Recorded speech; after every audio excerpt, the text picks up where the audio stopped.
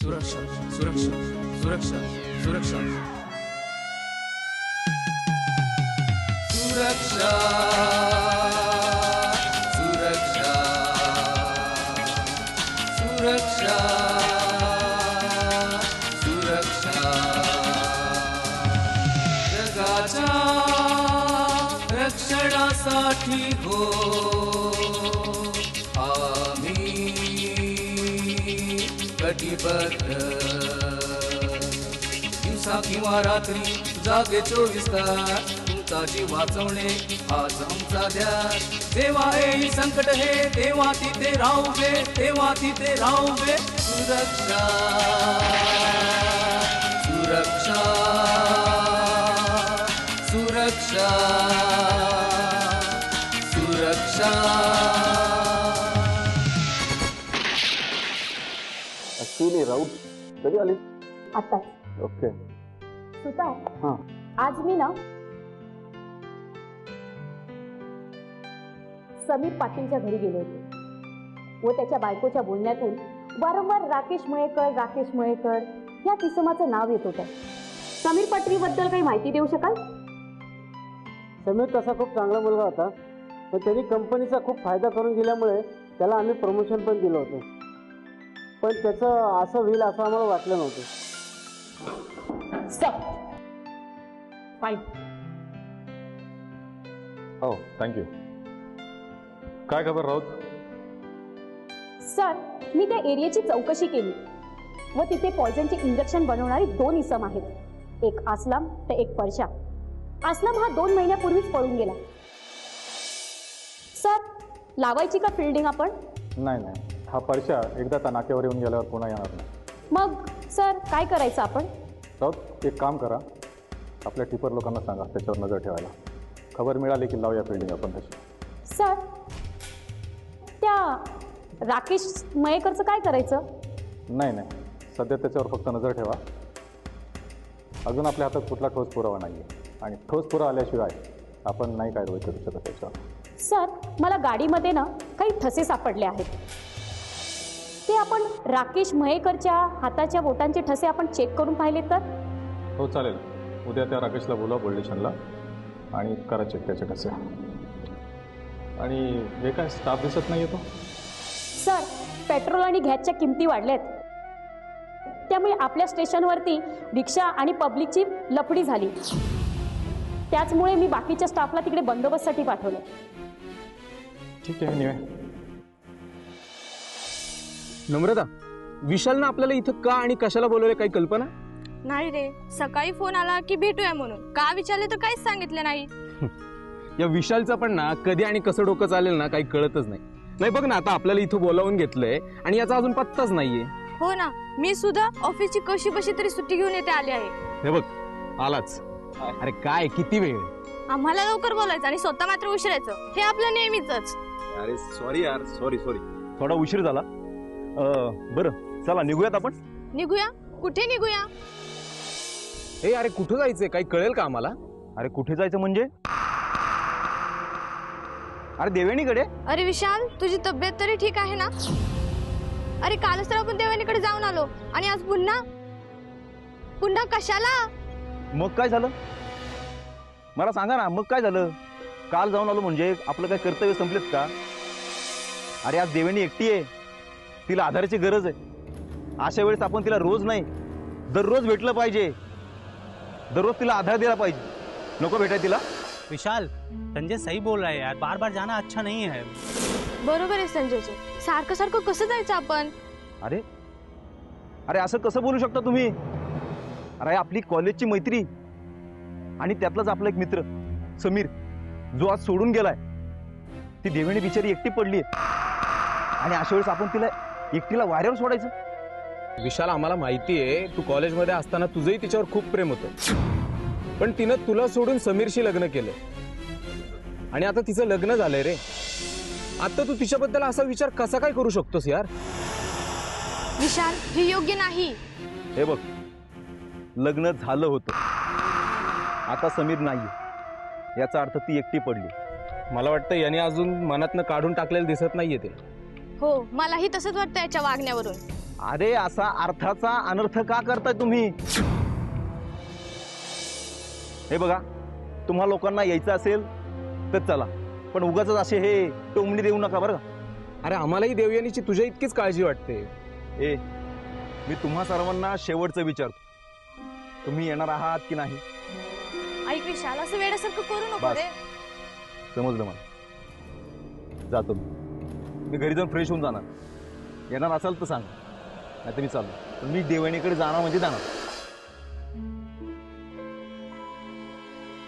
सुरक्षा सुरक्षा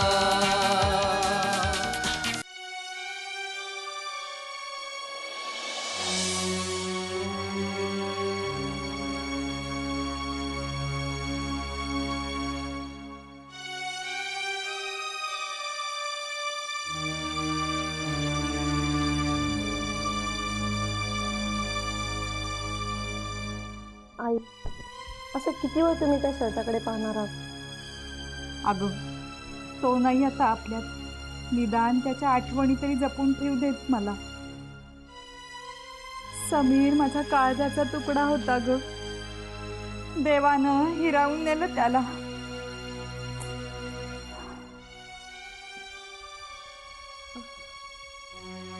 अरे विशाल, तू ये ना, बस. तू अचानक? अगं, तुझी म्हणजे तुमची विचारपूस करायला होती.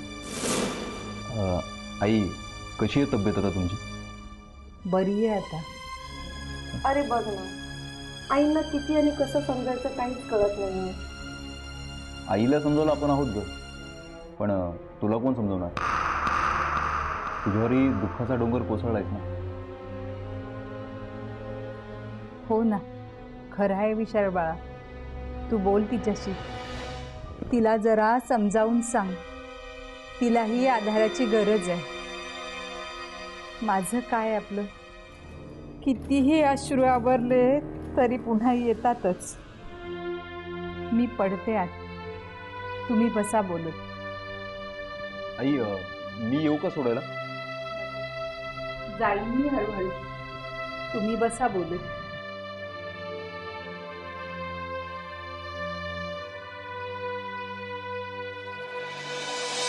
प्लीज देवानी, रडू नकोस ना प्लीज. हे बघ, तू अजिबात टेन्शन घेऊ नको. मी आहे ना. बघ, मी सगळं ठीक करेन, अगदी लवकरात लवकरच. तुझ्याबरोबर सगळी नाही आहे ना? मी बोललो होतो त्यात, पण नाही आला. विशाल, तू असं एकटं येणं बरं नाही वाटत. आहे ना, मला कल्पना आहे ती, पण देवेने तुला एवढ्या मोठ्या संकटात सोडून मला नाही राहावं होतं. अगं, रात्रभर झोप लागत नाही मला. देवेनी, येऊ का आतमध्ये? हो, या ना. थँक्यू. बसा. मी पाणी आणते तुमच्यासाठी.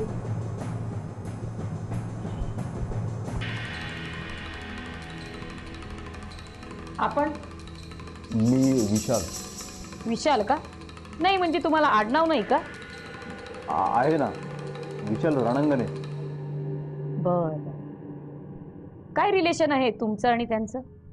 मित्र आहे मी समीरचा आणि देवेनीचाही.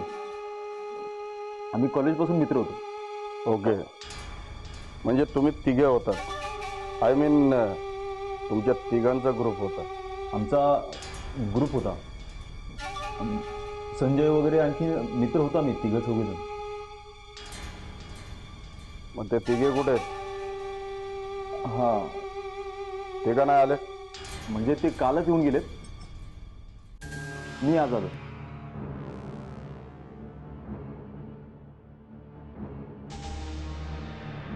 अरे हो हो हो, अरे सावकाश पी. इतकी घाई कशाला आहे तुला? हो, देवेन मी येतो. आईची काळजी घ्या.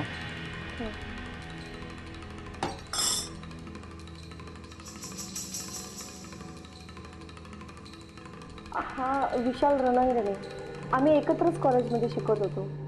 बरं, हाच तो का विशाल रणांगणे? यार राकेश, ऑफिस सुटल्यानंतर कसं मोकळं झाल्यासारखं वाटतंय. आणि तसं म्हटलं तर कामाचा वर्कलोड सुद्धा आज खूपच होता. ए, तू बोलत का नाहीस? हा, काय नाही रे, जरा असंच बोलत नाहीये. बोल ना, तू काय म्हणतोस? काय झालंय का? जरा मला सांगशील का जरा? नाही रे, आय एम ओके, फाईन, जाऊ दे. वर्कलोड जास्त झाला आहे म्हणून का? वर्कलोडचं असं काय नाही रे, पण मग तुला सांगायचं झालं तर हे बघ चिन्मय, हा, ते पोलीसवाले, त्यांचं काय? समीर पाटीलचा जो खून झालाय ना, हा, त्याच्यासाठी ते सगळे पोलीसवाले हा संशयित नजरेने माझ्याकडे बघतायत. संशयित नजरेने? का? तुझ्याकडेच का? माझ्याकडे याच्यासाठी हा की पणशीकर साहेबांनी आपल्या ऑफिसमध्ये हा माझ्याऐवजी समीर पाटीलचं जे प्रमोशन केलं होतं, त्याच्यासाठी मला राग आला आणि मी राग मनामध्ये धरून त्याचा खून केला. खून? तू तू काय काय सांगतोयस का समीर? नाही नाही नाही, तसं नाही. मला असं म्हणायचंय की मी खून केला असं पोलिसांना वाटतंय. राकेश, मग तसं सांग ना. हा, अरे ऍक्च्युली काय ना, की सगळ्यांचा तसाच गैरसमज झालाय पोलिसांचा. त्यांची नजर अशी असते ना की एक मिनिट, मला फोन आलाय. हॅलो, हा बोला. हा हो मॅडम, मी बोलतोय, राकेश मयेकर बोलतोय. हो बोला ना मॅडम. हो हो, जमेल, येईन मी. हो येईन. Okay madam. काय रे, ए घाबरायला काय झालं एवढं? नाही म्हणजे कुणाचा फोन होता? बायकोचा होता का? आणि बायकोला तू मॅडम म्हणतोस की काय? अरे पोलीस चौकीतून फोन होता परत. पोलीस चौकीतून?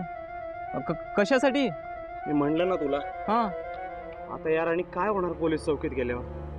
कारण हे पोलीसवाले जे आहेत ना, एखाद्या गुन्हेगाराने गुन्हा नसेल केला तरी त्याला हाणून मारून त्याच्याकडनं गुन्हा कबूल करून घेतात.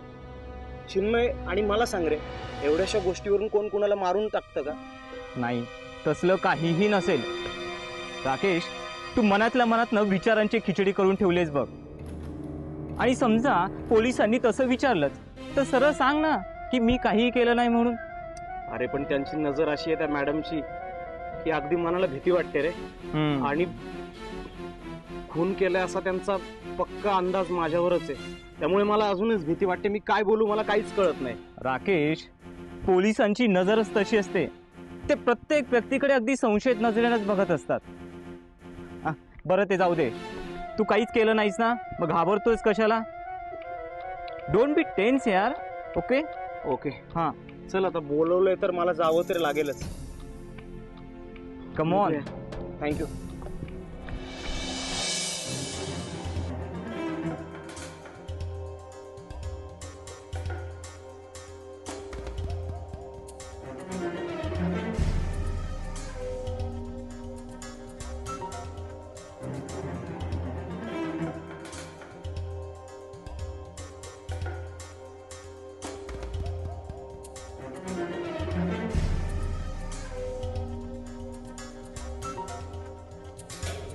सुतार, या केसला ना फार पानामुळं सुटत चालले तो. अगोदर मला संशय होता, नाही म्हणजे आहेही. म्हणजे काय म्हणायचं तुला? अहो, तुम्हाला माहिती आहे, आपण जेव्हा गेलो होतो चौकशीला, आय मीन तो विशाल थोडा घाबरलेला होता. तसं बघितलं तर त्याला आपल्याला बघून घाबरण्याची काहीच गरज नव्हती. हो यार, कारण मला त्याचं वागणं जरा विचित्रच वाटलं मला पण. कारण बघ ना, तो घाईघाईने आला आणि पाणी पटापट पिऊन तिथून निघून गेला. बरोबरच आहे. त्याला काय वाटलं आपण इतरांची चौकशी करतोय, त्याचीही चौकशी करूया. म्हणजे अश्विनी, तुला काय म्हणायचं, त्याला चौकशीसाठी उद्या बोलवायचं पोलीस स्टेशनला? चालेल, विचारा, करा चौकशी त्याची. पण हो, त्याच्या मित्रांना संशय येऊन देऊ नका. म्हणजे जनरलीच विचारा तुम्ही. पण त्या समीरचा खूनच त्या राकेशने केला असावा. त्या दिवशी आहे ना विशालची मी खात्रीने चौकशी केली तर त्याने इतर मित्रांची नावं सांगितली. तर त्या इतर मित्रांना ह्या विशालविषयी विचारूया. हो चालेल, करा चौकशी तुम्ही. पण हो, संशय येता कामा नये. त्या विशालनीच त्या समीरचा खून केला असावा. म्हणजे तुम्ही जनरली विचारत असं त्यांना. पण अश्विनी, विशालची आपल्याकडे काहीच माहिती नाही आहे. मे बी त्याला असं वाटलं असेल, आय मीन थोड्या वेळात आपण त्याचीही चौकशी करूयात असं त्याला वाटलं असेल, म्हणून त्यांनी तो पळून गेला. त्याच्या डोळ्यात पाहिले मी त्याची ती कावरी बावरी नजर, तेच मला संकेत होते. सुतर तुम्हाला सांगू मी, जी व्यक्ती तोंडाने कधी बोलू शकत नाही ना, त्याची बॉडी लँग्वेज भरपूर काही बोलू शकते. हा विशाल नक्कीच या केसमध्ये इन्व्हॉल्व असणार. बघा तुम्ही. सुरक्षा सुरक्षा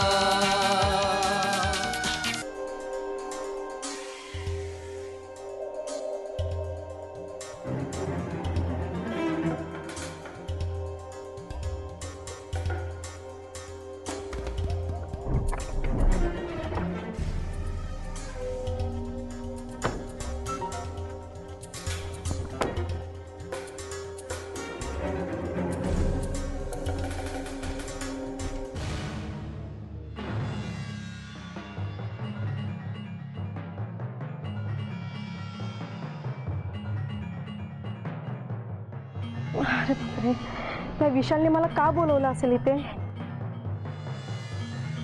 अजून आला नाहीये.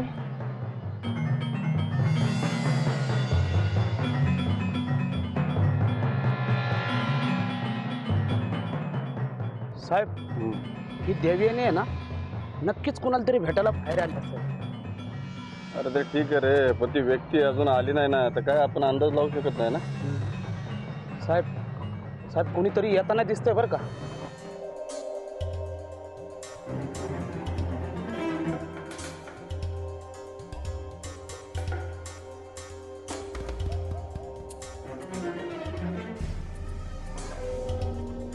येताना तर दिसतंय, पण त्या चेहरा कुठं दिसतोय पाटील? चेहरा तर दिसत नाही, पण आवाज सुद्धा ओळखूचा येत नाही. हो,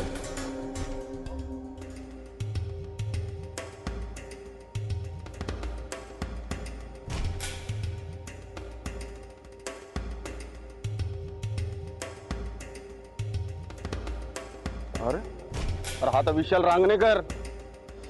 काय म्हणजे तुम्ही ह्याला ओळखताय? अरे आज समीर पाटलाच्या घरी भेटला होता आम्हाला. अच्छा अच्छा अच्छा अच्छा, आता आलं माझ्या लक्षात. पण पाटील, हां, समीर पाटलाच्या घरी जर हे दोघं भेटले होते तर मग इथं काय करतात रे? साहेब काहीतरी गडबड असेल बघा. गडबड तर आहे पाटील.